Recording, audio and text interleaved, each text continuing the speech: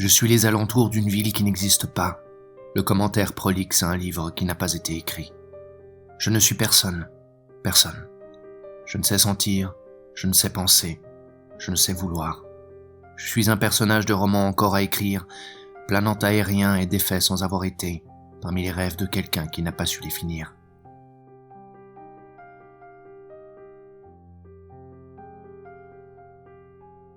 À l'aide de petits malentendus avec la réalité, nous construisons des croyances et des espérances. Nous vivons des quignons que nous appelons gâteaux, comme les enfants pauvres qui jouent à être heureux.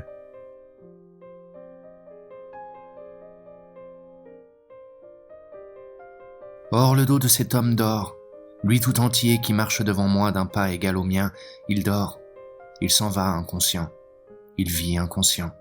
Il dort parce que nous dormons tous. Toute la vie est un rêve. Personne ne sait ce qu'il fait, personne ne sait ce qu'il veut, personne ne sait ce qu'il sait. Nous dormons la vie, éternel enfant du destin.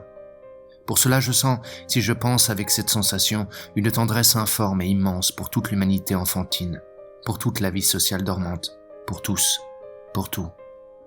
C'est un humanitarisme direct, sans conclusion ni propos, qui m'assaille en ce moment. Je souffre d'une tendresse comme si un Dieu le voyait. Je les vois tous à travers une compassion de seul être conscient, ces pauvres diables d'hommes, cette pauvre diable d'humanité. Qu'est-ce que tout cela vient faire ici ? Comme quelqu'un d'abstraitement matériel, je me penche la nuit sur les mauvais enfants ainsi que sur les bons, comme un dans le sommeil où ils sont miens.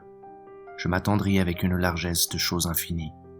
Je les embrasse tous nettement dans la même tendresse absurde et froide qui m'est venue des épaules de l'être inconscient que je suivais.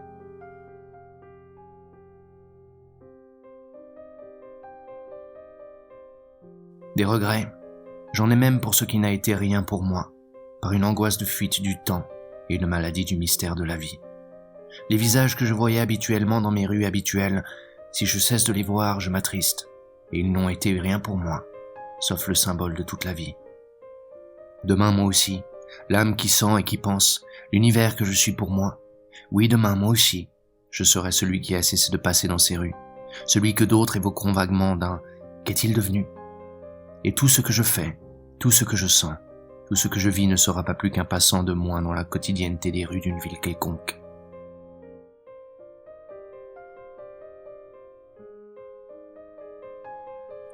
Cours légère, aux vies que l'on ne sent pas, rivière en silence mobile sous des arbres oubliés.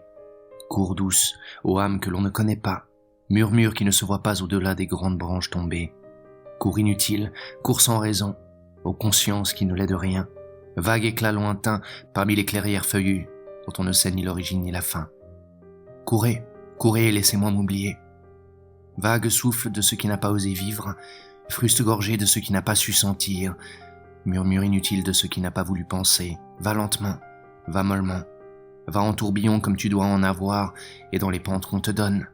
Va vers l'ombre ou la lumière, frère du monde, va vers la gloire ou l'abîme, enfant du chaos et de la nuit, qui te souvient, en quelques recoins de toi, de ce que les dieux sont venus après, et de ce que même les dieux passent aussi.